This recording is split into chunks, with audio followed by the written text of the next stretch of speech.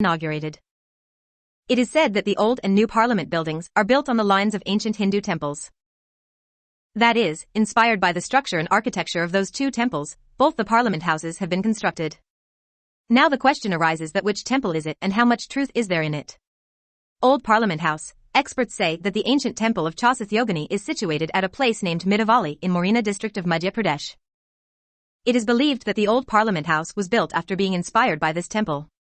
This place is about 30 kilometers away from Gwalior. In Madhya Pradesh, there is a Thana of Morena district in Gram Panchayat Midavali in Ritharakalan. It is also known as Ikanteshwar Mahadev Temple. This circular temple has 64 rooms. There is a shivling in every room. There is an open pavilion in the center of the temple, in which there is a huge shivling. After climbing about 200 steps, the Chausath temple can be reached. This temple, which rests on 101 pillars, has been declared an ancient historical monument by the Archaeological Survey of India. It is said that this temple was built by Kshatriya kings in 1323. Inspired by this, the Indian Parliament was formed in 1920. The British architect Edwin Lutyens, after seeing this temple, built the Parliament House on the basis of this.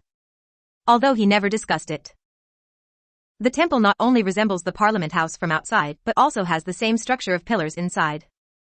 Famous for Tantra sadhana, the yoginis of Shiva were awakened in this temple. All these Chausath yoginis are incarnations of goddess Adishakti Kali.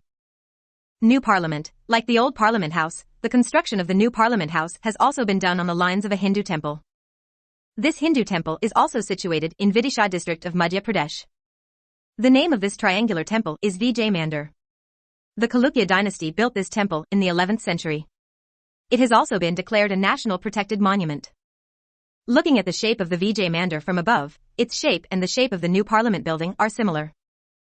It is said that Vachaspati, the prime minister of Chalukya dynasty King Krishna, had built this victory temple to make his Vidisha victory permanent. Because of Nrpati's Suryavanshi, it was named Baliswaman, which means the temple of the sun. This place was first named Belsani and later Belsa by the name of this Baliswaman. It was rebuilt by the Parmar kings. Due to its fame and magnificence after the reconstruction done by the Parmar kings, it was demolished repeatedly from Iltutmish to Mughal ruler Aurangzeb. Aurangzeb's army vandalized and looted the temple a lot, and after that the temple was blown up with cannons. After this it was renovated by the Maratha rulers. It is noteworthy that in 1024, the historian Al-Biruni, who came with Mahmud of Ghazni, had mentioned it for the first time. It is said that this temple was half a mile long and wide, and its height was about 105 yards. According to a Sanskrit inscription, this temple belonged to Charchika Devi, whose other name was Vijaya, by whose name it came to be known as Vijaya Mandir. This name is still famous as Bija Mandal. What is Sengal? Why was it placed in the new parliament? New Parliament 2023. Sengal has been placed in the new Parliament of India. After duly bringing it, the priests kept it at the function place in the new Parliament and worshipped it. After this, the Prime Minister of the country Shri Narendra Damodar Modi ji bowed down to it. After paying obeisance, he kept it at the main place with his own hands. After all, or what is Sengal? Why is it placed in the new Parliament? Sengal is called Rajdand in South India. It is a kind of golden rod. The origin of the word Sengal is believed to be from the Tamil semi, which means righteousness. The history of Sengal is linked to the Chola dynasty. The kings of the Chola dynasty ruled for more than 1,600 years. The rule area of the Chola kings has been very large. Along with the areas from Bangla to the entire south, they have been ruling the sea islands. Sengal was built by the Chola kings 2,600 years ago to symbolize the transfer of power. A king used to hand over this scepter to another king or successor of his dynasty. This punishment gives the right to punish the king, but the Rajpurohit while hitting the king with the Palash punishment says that Dharma Dandeo, ACI. That means religion can punish even the king. The statue of Nandi sitting on the upper end of Sengal remains. The statue of Nandi, the symbol of surrender, shows its connection with the Shaiva tradition. Nandi remains in the same stable posture in front of Lord Shiva, as his stability is considered a symbol of his steadfastness towards the rule. The evidence of handing over such a scepter to the king is also found in the Mahabharata. During the coronation of Yudhishthira, he was also handed over a similar cloak. The first Prime Minister of India, Jawaharlal Nehru, was handed over Sengal by the British in 1947.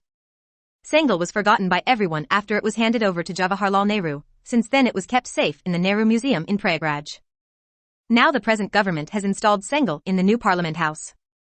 On Saturday, May 27, 2023, at Hinam the priest who came from Tamil Nadu to Delhi handed over Sengel to PM Modi amid chanting. After this, during the inauguration of the parliament, PM Modi bowed down to Sengel and installed it in the new Parliament House. Prime Minister Narendra Modi inaugurated the new Parliament House on Sunday morning, May 28, 2023 with Havan Pujan after the installation of Sengel near the Lok Sabha Speaker's chair. The Prime Minister paid obeisance to the Sengel scepter and took the blessings of the priests of different Adhyanams of Tamil Nadu with the sacred scepter in his hand. After this, amid the tunes of Nadaswaram, Prime Minister Modi took Sengel to the new Parliament House and installed it in a special place to the right of the Speaker's seat in the Lok Sabha chamber.